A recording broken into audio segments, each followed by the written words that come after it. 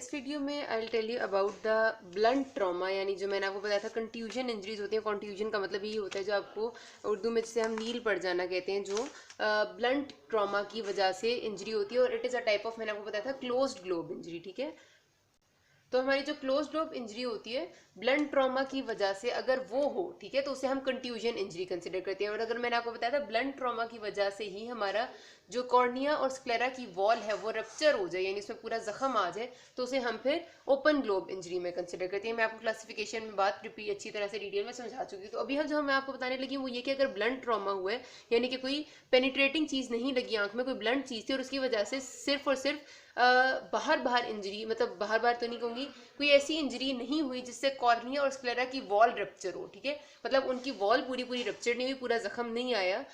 Instead सिर्फ और सिर्फ एक शॉक लगा है जिसकी वजह से अंदर के ऑफकोर्स सारे स्ट्रक्चर्स हिल जाते हैं। और मैं भी आपको बताऊंगी क्या क्या किस किस हद तक डैमेज हो सकते हैं, तो उसे हम यहाँ क्लासीफाई अभी मैं बताती हूँ आपको।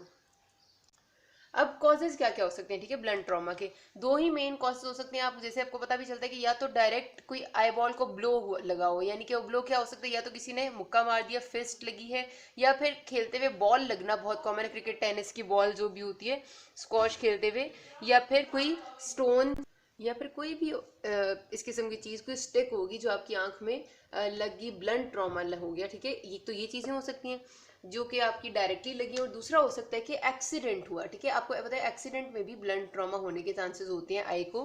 तो एक्सीडेंट में, अगर रोड साइड एक्सीडेंट में कोई भी किस्म की चीज़ आपकी आंख में लग जाती है, तो like these are the causes. ठीक है, सिंपल से, इसमें कोई ऐसी मुश्किल सी बात नहीं है। जो इंपॉर्टेंट चीज़ है वो ये मैकेनिज्म ऑफ डैमेज है। ये आपका क्वेश्चन आता होता है, इसमें से आपके एमसीक्यूज भी आते हैं और ये आपका एसीक्यू का पार्ट भी आता होता है। This is very very important. ठीक है, आपने फोरेंसिक में अगर आपने पढ़ा है तो आपने ये बात पढ़ भी चुके होंगे कि एक इंजरी होती है काउप इंजरी और एक होती है काउंटर काउप इंजरी। मैं फिर भी एक्सप्लेन कर देती हूँ।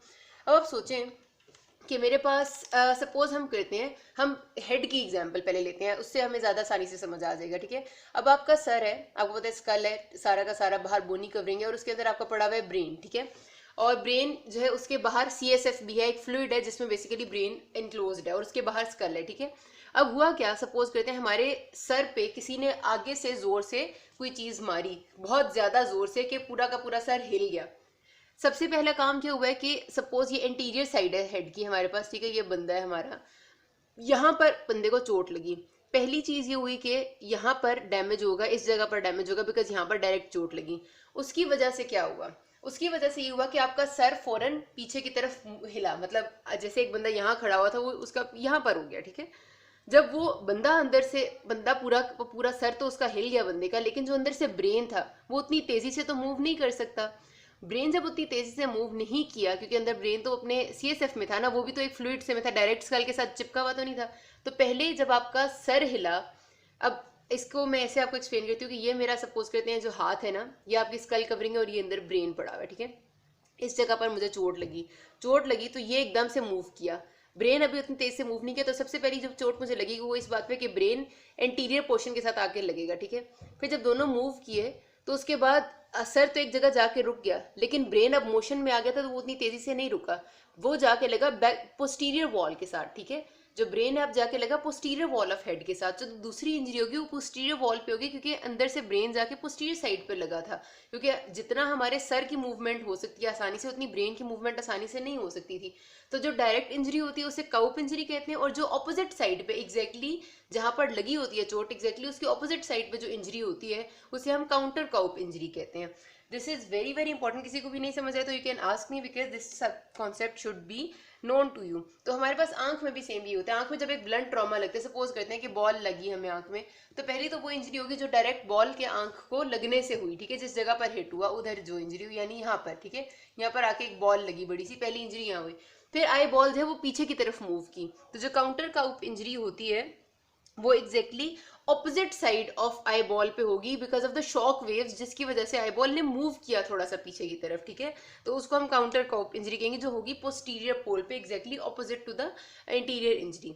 ये हमारे पास मैकेनिज्म ऑफ डैमेज में पहली आती है काउप, ठीक है। दूसरी आती है काउंटर कूप, इसको आप कूप या काउंटर कूप भी कहते हैं, ये प्रॉपर नाउन्स हैं, इसमें कोई ऐसे मसले की बात नहीं है, जो भी आप इसे प्रोनाउंस करें। कूप काउंटर कूप जो है वो ज्यादा नॉर्मली इस्तेमाल होता है, ठीक है। काउप काउंटर काउप मेरे मुंह पे चढ़ा हुआ इसलिए मैंने बोल दिया, लेकिन ज्यादा नॉर्मली आप कूप काउंटर कूप कहें, दैट्स परफेक्ट। अच्छा, फिर हमारे पास जो तीसरी चीज होती है, जाहिर सी बात है मैकेनिज्म ऑफ डैमेज में, कि अब जब आई पे आके एक बॉल लग गई है तो सारे के सारे स्ट्रक्चर्स कंप्रेस होंगे, क्योंकि सब एक दूसरे के साथ आके ऐसे चिपकेंगे।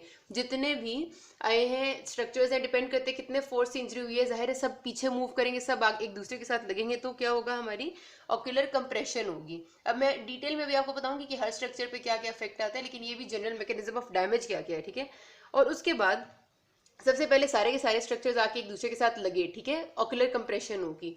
अब फिर वही बात है आखिरी वाली, कि जब एक दफा तो सारे कंप्रेस हुए, लेकिन अब जब डी कंप्रेस होंगे, वापस अपनी जगह पर आएंगे, तो जितनी तेजी से वो कंप्रेस हुए उतनी तेजी से वो डी कंप्रेस होने की कोशिश करेंगे। उतनी तेजी से जब डी कंप्रेस होंगे तो अपनी जगह एग्जैक्टली आके वो रुकेंगे नहीं, बल्कि उससे ज्यादा आगे आएंगे। और जब वो अपनी जगह, सपोज यहाँ पर वो कंप्रेस होने के बाद वो इधर आए थे और वो उनकी एक्चुअल जगह ये थी, तो वो अब जब डी कंप्रेस होंगे तो वो इधर के बजाय इधर तक आ जाएंगे, क्योंकि उनमें इतना फोर्स आया हुआ था। तो जो इस तरह की इंजरी होती है जो डीकम्प्रेस या फिर रीकम्प्रेस होने की वजह से होती है, कहते हैं रीबाउंड कंप्रेशन, ठीक है। पहली तो डायरेक्ट ऑक्यूलर कंप्रेशन थी और फिर रीबाउंड कंप्रेशन। तो जो कूप काउंटर कूप इंजरीज हैं वो तो डायरेक्ट आपके लाइक मेजर बड़े लेवल पे हम कहते हैं कि एक आई बॉल पूरी जो डायरेक्ट उस पर इंजरी है वो कूप है, और जो उसके ऑपोजिट इंजरी वो काउंटर कूप। और ऑक्यूलर कंप्रेशन जो हम उसके स्ट्रक्चर्स की बात करें कि डायरेक्ट सारे स्ट्रक्चर्स कंप्रेस हुए, और फिर जब वो दोबारा से अपनी जगह आने की कोशिश की तो उन्हें ओवरशूट किया, और उसकी वजह से रिबाउंड शॉक वेव कंप्रेशन होगी।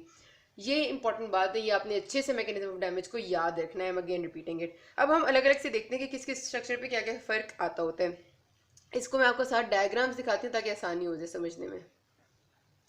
इसमें सबसे पहले जो आईलिड्स में होने वाली बात है वो मैं आपको इसी तरह बता देती हूँ, और उसकी तस्वीर मैं आपको भी फिर थोड़ी देर में दिखाती हूँ। सबसे पहले आपके इधर सपोज आपने देखा होगा किसी को जब आई पे इंजरी होती है, ब्लंट इंजरी, तो उसकी आंख जो है वो आई के इर्द गिर्द सारा एरिया पर्पल सा हो जाता है, ठीक है, डार्क पर्पल से कलर का, ऐसे गोल सा दायरा बन जाता है। जो आपको पता है हमने फिजियो में पढ़ा था एक दफ़ा, या पैथो में आपने पढ़ा होगा, कि आपके जो जिस्म पे नील बनते हैं, जिसको हम जनरली कहते हैं, जो नीले एरियाज होते हैं जो किसी भी ब्लंट इंजरी की वजह से बनते हैं, उनकी हमने क्लासिफिकेशन पढ़ी थी कि छोटे हो तो उन्हें पिटीके कहते हैं, और फिर उससे बड़ा साइज हो तो उसे हम एक्यूमोसिस कहते हैं, इस तरह की एक बात पढ़ी थी। तो हमारे पास जो आंख के साइज के हिसाब से नील होता है ना, जो आपकी आई के इर्द गिर्द बनता है, वो फॉल करते हैं इनटू द कैटेगरी ऑफ एक्यूमोसिस, ठीक है। ये कोई अजीब सा नाम ऐसा नहीं, आपके पढ़ा हुआ नाम होगा आपने डेफिनेटली। ये सिर्फ और सिर्फ साइज की बेस पे ना हम इन सारे ये जो हमें कंट्यूजन्स होती हैं, जो नील पड़ते हैं, उनको डिफरेंट नाम हमने दिए हुए। बहुत 1-2 मिलीमीटर्स का हो तो उसे हम पे टीके कहते हैं, थोड़ा सा बड़ा हो तो उसे हम अब आई एम नॉट एग्जैक्टली, मुझे याद नहीं आ रहा, एक उससे थोड़ा सा बड़ा उसे एक्यूमोसिस कहते हैं। तो आपकी आई के इर्द गिर्द जो नील पड़ता है उसे एक्यूमोसिस कहते हैं। तो आईलिड में आपको एक्यूमोसिस नजर आएगा। दूसरा क्या हो सकता है कि अगर इतना जोर, आपको पता है आपकी ये आई है और आई के ऊपर जो अपर आईलिड है उसको ऊपर की तरफ रखने के लिए जो मसल होता है उसको हम कहते हैं लेवेटर पैल्पेब्रे सुपीरियोसिस, ठीक है। यही नाम था, लेवेटर पैल्पेब्रे सुपीरियोसिस हमारा मसल होता है जो आपकी आईलिड को ऊपर की तरफ खींचता है, तो वो ऊपर होती है, लाइक हमारी आईलिड खुलती है, और जब हम चाहते हैं तो वो ही मसल रिलैक्स होता है और नीचे हो जाती है।